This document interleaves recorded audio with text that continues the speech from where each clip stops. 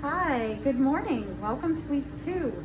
So I actually have to have my mask on while I'm in the building. So I have to, it's okay in my office for me to not have this on, but when I'm out in a laboratory, I have to have it on. So it might be a little bit harder for you to hear me. And if for some reason you can't, just let me know and I can figure out a better way to do this. Also, it's really irritating to try and keep talking with it. So I just wanted to show you a quick video. Usually I demo this for people when I'm in the class and teaching you. So I wanted to show you that our particular chemical fume hoods, which is what this is, and you'll see them a lot in your chemistry labs. This kind of hood has several different openings, and the ventilation in this space in all of our laboratories has 6 full air changes per hour. So that's pretty impressive if you think about it.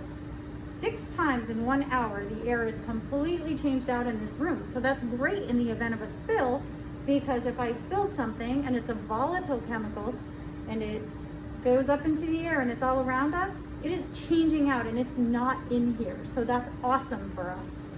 So another great safety feature about these hoods is that they have a couple different ways to open them. Now, back in the day, when I started working in a research lab, you could only open hoods this way to access them, and you had to work underneath.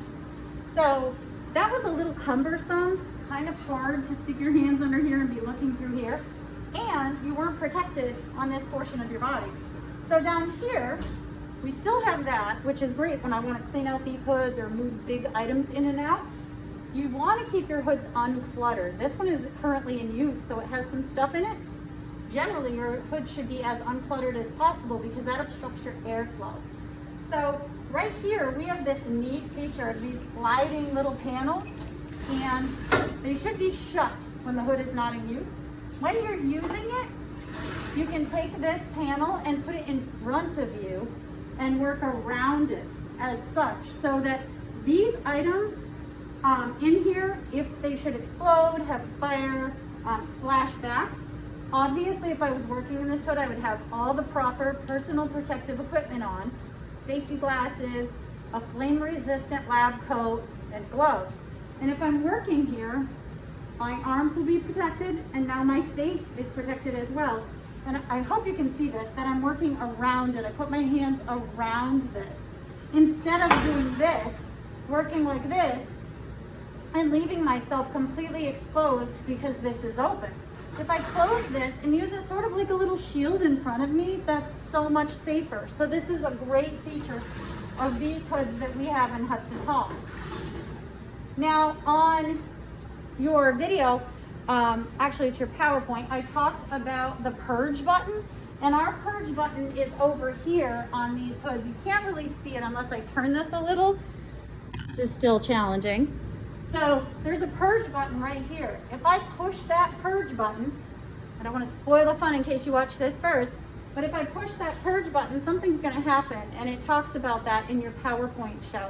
Now, I include the PowerPoint, but those are usually intended to be very supplemented by my talking. So I'm hoping what I'll do from now on is make a little video where I do some of this talking that I would do to you in class, because I really hate not having that interaction with you.